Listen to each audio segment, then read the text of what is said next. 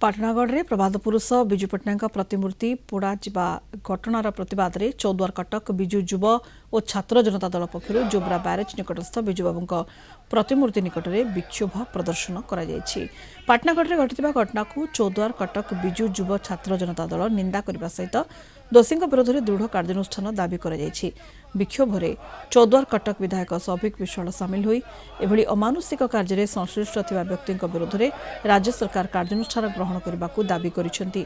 विजुबाबू केवल राज्य बा देशर नेता नुहंती, से जने अंतर्जातीय नेता बोली युव बीजेडी नेता शिशिर परिजा कहिथिले। घटनार विधिवत तदंत पई से दाबी करिसेंती।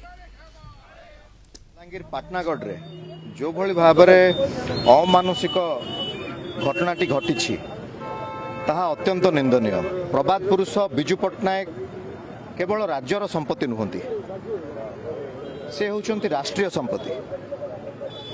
जेतबेले प्रभात पुरुष विजु पट्टनायक मृत्युवरण होता से समय रे भारत, इंडोनेशिया एवं रशियार जातीय पताका तांको मृत शरीर उपर रखा जाइथिला। मु आपनक माध्यम रे राज्य सरकार को अनुरोध करबा पई चाहे जेउ माने आज अमानुषिक कार्यक्रम रे संश्लिष्ट अछंती, जड़ित रहिचंती, तांको विरुद्ध रे राज्य सरकार दृढ़ कार्यानुष्ठान ग्रहण करंतु। ए घटना को निंदा करने सहित राज्य सरकार पर दाबी करुचु जो माने घटना संपृक्त से तुरंत एक अरेस्ट करा जाऊ एवं ए घटनार पर्दाफाश करा जाऊ। किंतु दुखर कथा यही सरकार बीजेपी सरकार आसिला परे ए प्रकार घटना मान कहीं घटुची ता मध्य तदंत सापेक्ष यही जानिबा दरकार।